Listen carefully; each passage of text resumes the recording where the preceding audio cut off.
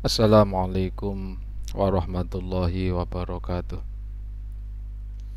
Mari kita buka pertemuan kita dengan bacaan Ummul Quran. Semoga bermanfaat. Al-Fatihah. Bismillahirrahmanirrahim. Alhamdulillahirabbil Ar-Rahmanirrahim. Maliki yaumiddin. Iyyaka na'budu wa iyyaka nasta'in. Ihdinas siratal mustaqim. Shiratal ladzina an'amta 'alaihim ghairil maghdubi 'alaihim waladdallin. Amin. Melanjutkan pertemuan yang sebelumnya, masih seputar had bagi pencuri. Setelah kemarin dijelaskan bentuk-bentuk hukuman bagi pencuri, termasuk kriteria pencurian dan kriteria pelaku pencurian, dalam pertemuan kita hari ini adalah membahas soal kapan vonis pencurian itu ditetapkan oleh seorang hakim sehingga tindakan yang dilakukan seseorang itu terkategori sebagai pencurian yang berakibat pada hukuman potong tangan. Bismillahirrahmanirrahim. Batas butulan tetap, berkekuatan hukum tetap atau ingkrah dalam bahasa hukum. Apa sarikotu pencurian birojulaini kelawan wong lanang loro. Artinya bahwa saksi dalam tindakan pencurian itu dipersyaratkan dua orang laki-laki. Kasairil ukubati kalih madani sekarine piro-piro hukuman, sebagaimana hukuman-hukuman yang lain juga mempersyaratkan dua orang laki-laki sebagai saksi. Ghairi zina kang sakliyane zina, karena kalau zina itu bukan dua tapi 4 orang laki-laki. Yang kedua, selain dengan persaksian, pencurian juga ditetapkan berdasarkan wa iqrarin lan iqrar, pengakuan dari pencuri itu sendiri. Jadi seorang hakim memutuskan bahwa seseorang itu betul-betul melakukan tindak pencurian, bisa ada kalanya dengan persaksian dua orang laki-laki atau pengakuan sendiri dari pelaku. Mingsarikin saking wong kang nyolong, biadati dakwan kelawan wilangane dakwaan alaihi ing atase sarik, ma'a tafsilin ing dalam sertane perincian, fi syahadati ing dalam persaksian. Ini kaitannya dengan rojula ini tadi. Wal ikrari lan pengakuan dari pencuri tadi. Apa yang harus dijelaskan? Bi antu bayana kelawan yento dan jelasake apa asarikotu pencurian. Wal masruku minhu lan wong kang den curi. Wa qadrul masruki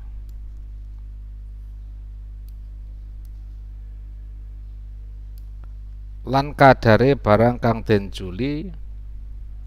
Wal khirzu lan simpenan bitakyinihi kelawan nentokake al khirzu. Nah, jadi yang dijelaskan pertama tindakan pencuriannya. Yang kedua siapa yang dicuri. Yang ketiga berapa kadar barang yang dicuri, jumlahnya berapa. Dan yang keempat tentang tempat di mana dia mencuri barang yang disimpan di tempat itu, harus dijelaskan.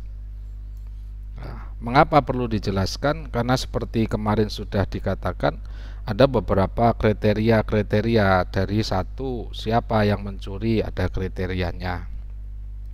Bentuk pencuriannya kayak apa ada kriterianya. Barang yang dicuri berupa apa dan ukurannya berapa ada kriterianya. Tempat penyimpanan dari barang yang dicuri juga ada kriterianya, maka harus dijelaskan. Sehingga ketika 4 unsur ini sudah dijelaskan dan nyata-nyata telah memenuhi syarat pencurian, barulah seorang hakim atau seorang qadhi memutus bahwa apa yang dilakukannya betul-betul pencurian yang berakibat hukuman potong tangan, atau kalau tangannya sudah dipotong kakinya, sebagaimana kemarin sudah dijelaskan secara berurutan itu. Watas butulan tetap apa sarikotu pencurian aidon halih malih, khilafan khalih nulayani lima maring pendapat iktamada kang berpedoman hu ing ma sapa jam'un ay minal fuqaha. Nah, ini ada satu versi lagi. Jadi setelah dua, bahwa tetapna pencurian itu ada kalanya dengan model persaksian, ada kalanya model pengakuan. Ini yang model ketiga, meskipun model ketiga ini khilafan lima tamadahu jam'un. Menurut sekelompok yang lain, pendapat ini tidak bisa diterima, begitu ya. Artinya berarti ini hanya didukung oleh sebagian kecil ulama saja. Dadi tetep biyamini rodin kelawan sumpah kang den balekake minal mudda'a alaihi saking wong kang den dakwa alal mudda'i yang atase wong kang dakwa. Artinya harusnya secara di dalam persoalan tuntut menuntut dalam persidangan itu kan berlaku prinsip al-bayyinatu alal mudda'i wal yaminu ala man angkara. Yang mendakwa itu harus mendatangkan bukti, dan yang didakwa itu berhak menolak bukti itu dengan cara bersumpah. Ternyata pihak mudda'i tidak mampu mendatangkan alat bukti. Maka kemudian langkah berikutnya adalah berani tidak mudda'a alaih yang didakwa bersumpah bahwa dia tidak mencuri. Kalau kemudian yang didakwa tidak mampu atau tidak mau untuk bersumpah bahwa dia adalah betul-betul tidak mencuri, maka ketidakmauannya ini, keengganannya ini juga dapat dijadikan sebuah bukti bahwa dia sebenarnya adalah pencuri. Alasannya li'ana karena saat temene yamin, sumpah demikian itu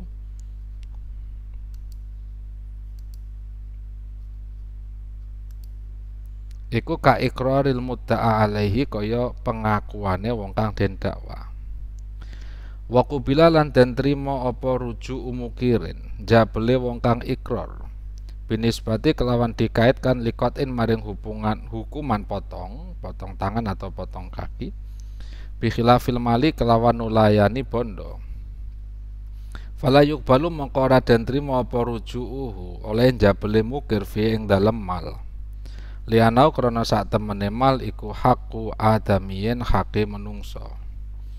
Jadi di dalam soal hukuman potong ini bagi pencuri, entah potong tangan atau potong kaki, orang yang semula mengaku sebagai pencuri kemudian dia menarik kembali pengakuannya itu diterima.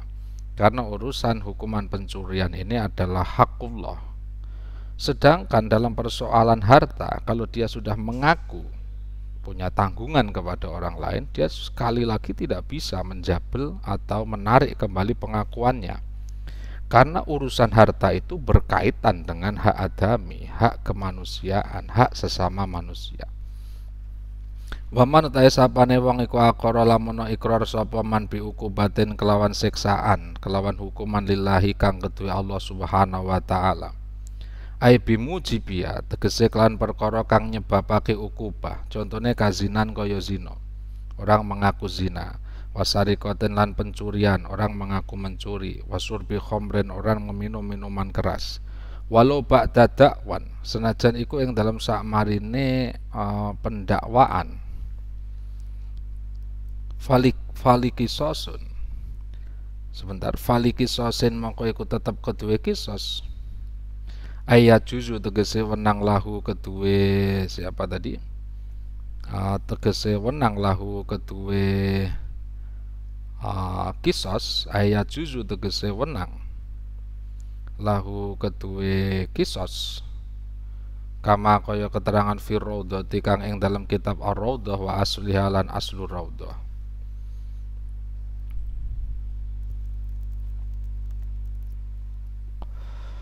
Wa asliha lan asli raudhah.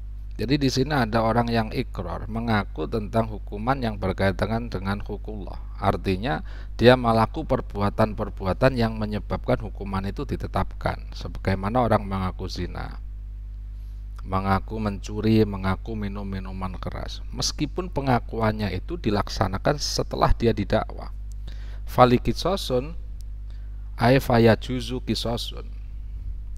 ayat juzu lahu ayat juzu, maka kisos itu boleh untuk dijalankan. Jadi fali kisosin itu maksudnya ayat juzu lahu, boleh untuk menjalankan kisos.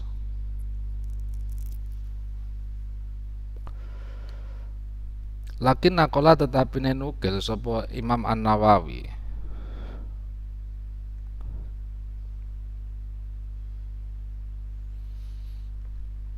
fi sarhi muslimin yang dalam sarai kitab Muslim, artinya sarah dari Sahih Muslim, al ijma'a ing ijma' ala nadbi ing atase sunnahe ta'rid, wahakalan nyeritakake hu ing wahakalan nyeritakake sapa Imam Ar-Ruyani hu ing ijma' fil bahri yang dalam kitab Al-Bahr anil ashabi saking ashabus Syafi'iyah.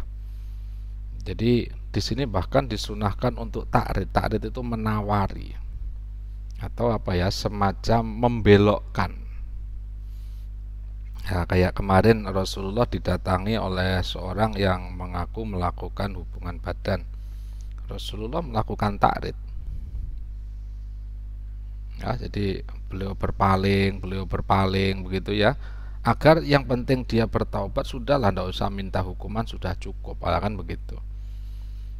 Nah, di sini juga sama dalam hal pencurian ini.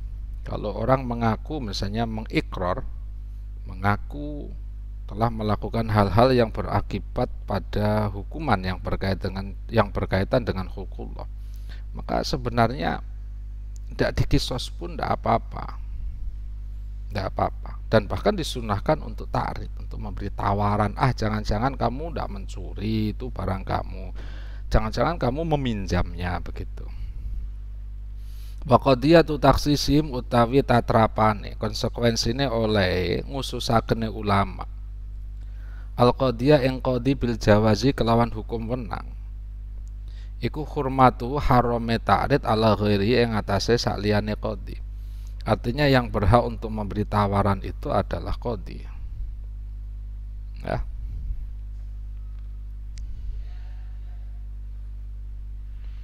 Qala dawa sapa Syekhuna Ibnu Hajar Al-Haytami wa utawi pendapat wa qadiyatu taksisim iku muhtamilun kang memper, artinya masih berupa kemungkinan.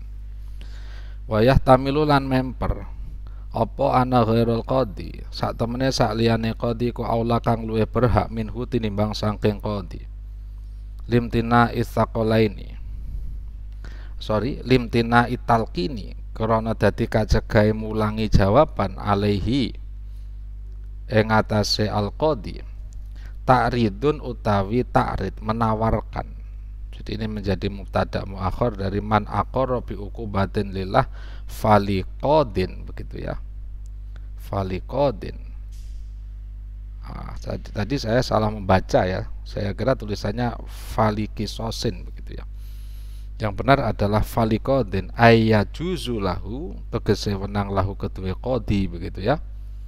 At-ta'ridu utawi menawarkan lahu maring mukir birujuin kelawan jabel, menarik kembali anil ikrari saking pengakuannya. Jadi disunahkan yang mengaku itu, jadi disunahkan bagi qadi untuk menawarkan bagi yang mengaku tadi untuk menarik pengakuannya. Bil ingkari atau kelawan ngingkari. Fayaqulu mongko ngucap sapa qadi la'allaka fa khotta au akhadta min ghairi khirzin. La'allaka menawa sira iku fa khotta dupupu sapa sira. Ini dalam kasus orang mengaku zina. Jadi bagi qadi ketika menghadapi orang yang mengaku zina, disunahkan untuk memberi tawaran, memberi ta'rid, begitu ya. Dengan jaran dia berkata misalnya, jangan-jangan kamu tidak zina, hanya ketemu paha saja. Au akhota min ghairi khirzin, au akhota utawa ngambil sapa sira min ghairi khirzin saking saliyane simpenan. Ini kasus pencurian, jangan-jangan kamu ngambilnya loh bukan dari tempat penyimpanan yang standar. Ini agar orangnya tidak terjadi hukuman potong tangan tadi. Ya. Qauluhu au ma alim tahu khamran, utawa lafat ma alim tahu, ora weruh sapa sira hu ing masrub khamron ing khamr.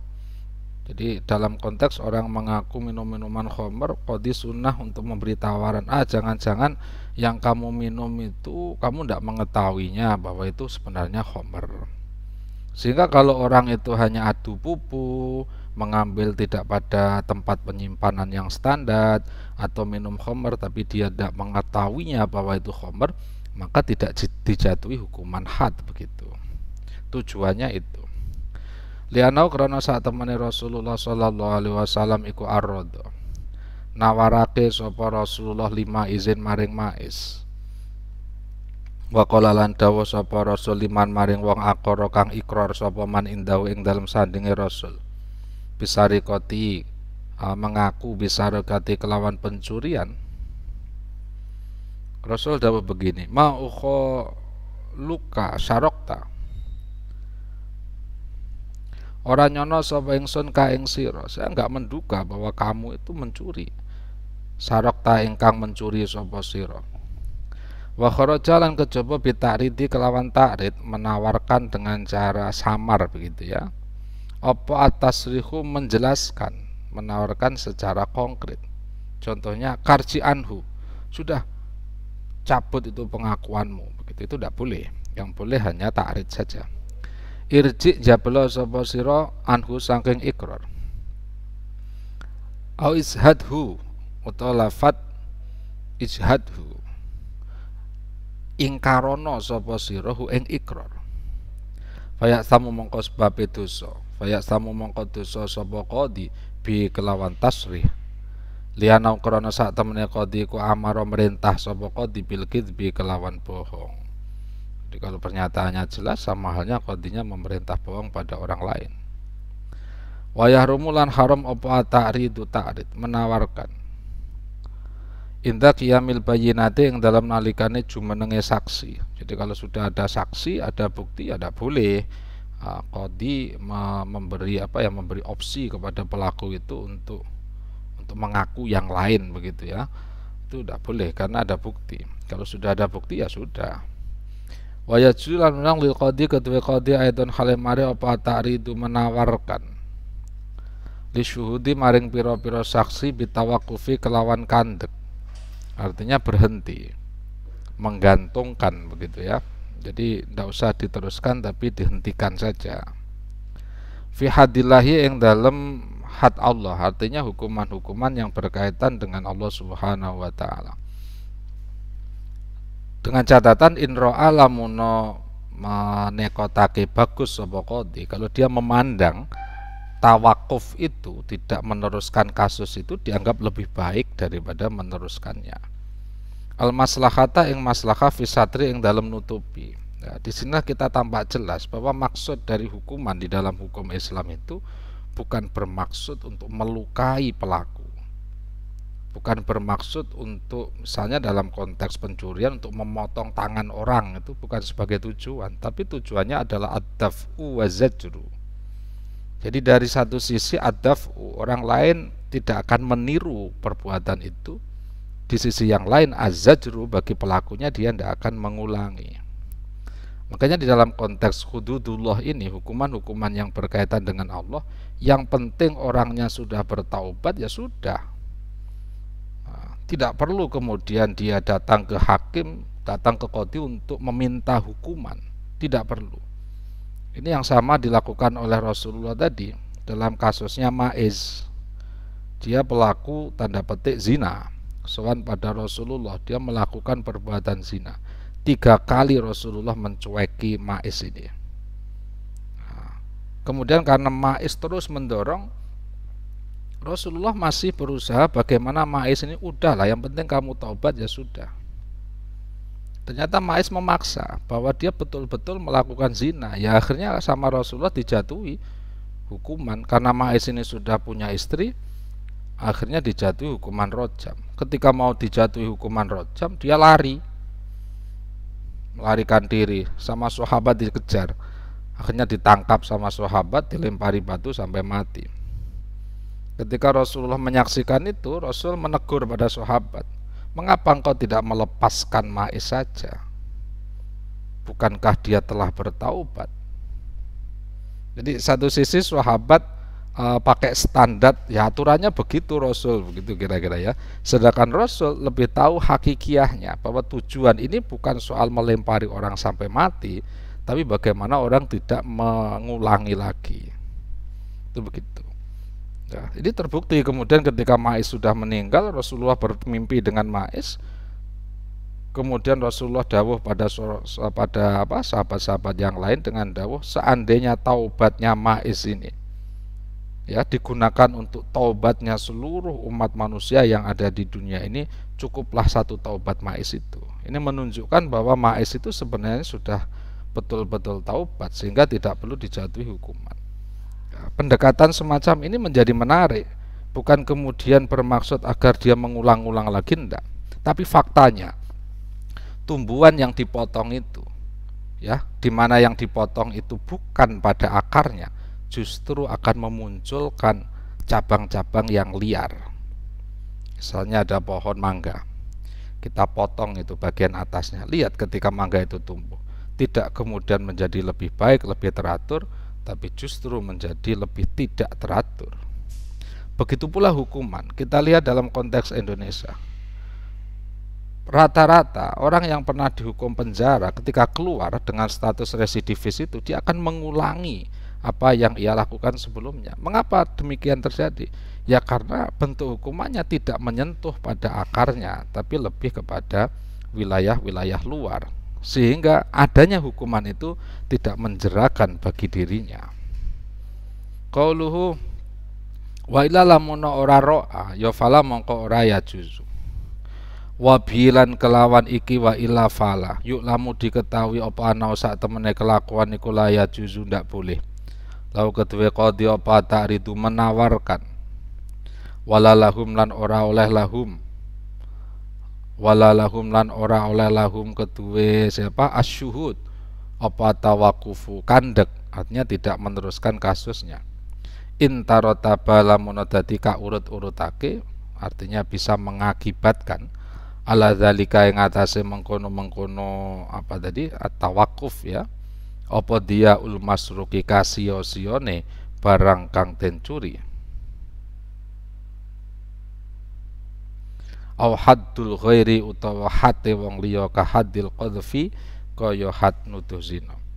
Khotimatun ai hadi tegese utawi iki ku khotimatun, ini penutup dalam bab apa namanya hudud.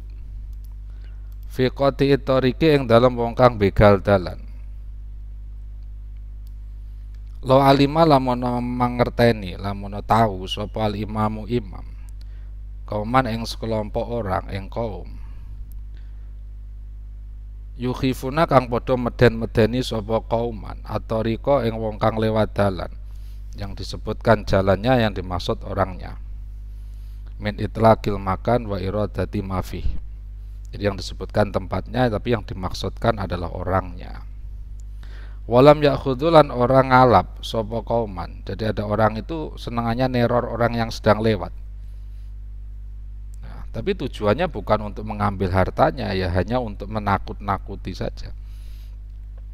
Malan ing bondo wala kotalulan orang mateni sopo kauman nafsan ing nyawa. Dia tidak ngambil, tidak merampas harta orang yang lewat, pun juga tidak membunuh orang yang lewat itu. Maka bagi imam yang mengetahui iku azzara mengko nakzir sopo al imam hum ing qauman, harus ditakzir wujuban kelawan wajib. Artinya ketika tidak ditakzir imam itu berdosa. Dengan cara apa nakzirnya? Apa dengan cara push up? Bukan, bihabzin kelawan menjara. Jadi ditahan. Ya, biar tidak mengganggu orang yang lewat tadi, tidak menteror orang yang lewat tadi. Wa ghairi lan sa'liyane habsin. Nah, ini waghari ini menjadi wewenang imam untuk menentukan pilihan hukuman apa yang kiranya cocok untuk kauman yang memeden-medeni tadi, yang menakut-nakuti orang yang lewat tadi, agar dia jera dan berhenti dari tindakannya itu. Wa in akhadha lamun mengambil sapa alqati pembegal dalan almala ing bondo, bukan hanya menakut-nakuti tapi juga merampas harta orang yang lewat. Walam yaktulan orang mateni sapa alqati yakutiat mongko den potong apa yaduhu tangane alqati al yumna kang tengen. warijlu lan sikile alqati al yusra kang kiwa. Fa in ada, kalau mengulangi lamun baleni sapa alqati, farijlu mongko den potong apa rijluhu sikile alqati al yumna kang tengen, wayadu lan tangane alqati al yusra kang kiwa. Itu kalau hanya merampas harta. Gimana kalau menakut-nakuti kemudian membunuh orang? Wa ing qatala lamun mateni sapa alqati ya kutila mongko den pateni sapa qati hatman kelawan wajib. Wa in afa senajan ngapura sapa mustahiqul qawadi wong kang ngehaki kisos, yakni ahli waris dari yang dibunuh. Wa in qatala, gimana kalau dia sudah nakut-nakuti ngambil harta orang, membunuh juga, jadi hartanya diambil, orangnya dibunuh. Wa in qatala lamun mateni sapa qati wa khadalan mengambil sapa qati nisoban ing sanisab pencurian, yakni sekitar 4, berapa kemarin 4,6 ya, 4,6 gram emas. Jadi harta orangnya diambil di mana jumlahnya sudah memenuhi nisab pencurian. Di samping itu orangnya juga dibunuh. Ya kutilah mongko den pateni sapa qati. Selain dibunuh, pelaku ini juga summa suliba nuli disalib sapa qati ba'da ghuslihi ing dalem samarine den dusine qati wa takfinihi lan ngafani qati wassolati lan nyolati ali ngatasé qati.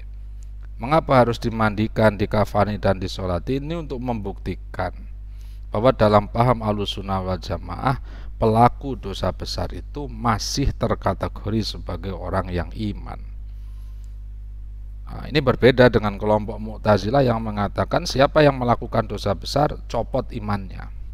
Kalau kita Ahlussunnah mengatakan sekalipun pelaku dosa besar imannya tetap ada. Oleh karena itu masih wajib untuk dimandikan, dikafani dan disolati. Setelah itu baru dia disalib. Berapa hari? Salah satu ayamin yang dalam telu piro-piro dino hatman kelawan wajib. Sumayung zalu setelah 3 hari berturut-turut tadi nuli den donake sapa qati wakilalan den ucapake apa yubqa den tetepake sapa qati wujuban kelawan wajib hatta yataharra sehingga merotoli sapa qati. Jadi satu pendapat mengatakan biarkan aja sampai rusak dengan sendirinya, tapi pendapat yang kuat mengatakan setelah 3 hari cukuplah diturunkan kemudian dikubur. Qaluhu wayasila hatta yasila lan sehingga mili apa sadiduhu nanahwu qati. Wa fi qaulin iku tetap yang dalam siji pendapat utawi dawuh yuslabu disalib sapa qati hayan khale kang urip qalilan ing dalam zaman kang setitik sumayung zalun nuli den dunake sapa qati fayuk talu mongko nuli dipateni sapa qati. Nah, ini yang ekstrim pendapat yang ketiga ini. Jadi bagi pembegal di mana dia merampok dan dia melakukan pembunuhan terhadap yang dirampoknya tadi, maka pertama kali dia ditangkap, diadili, kemudian dihukum disalib dulu, hidup-hidup. Setelah disalib, jarak beberapa lama diturunkan, baru kemudian dia dibunuh, ya. Setelah itu dia dimandikan, dikafani, disolati dan dikubur selayaknya orang yang masih beriman. Faslun fi ta'ziri wallahu alam bisawab. Al-Fatihah. Bismillahirrahmanirrahim. Khairul kalam. Assalamualaikum warahmatullahi wabarakatuh.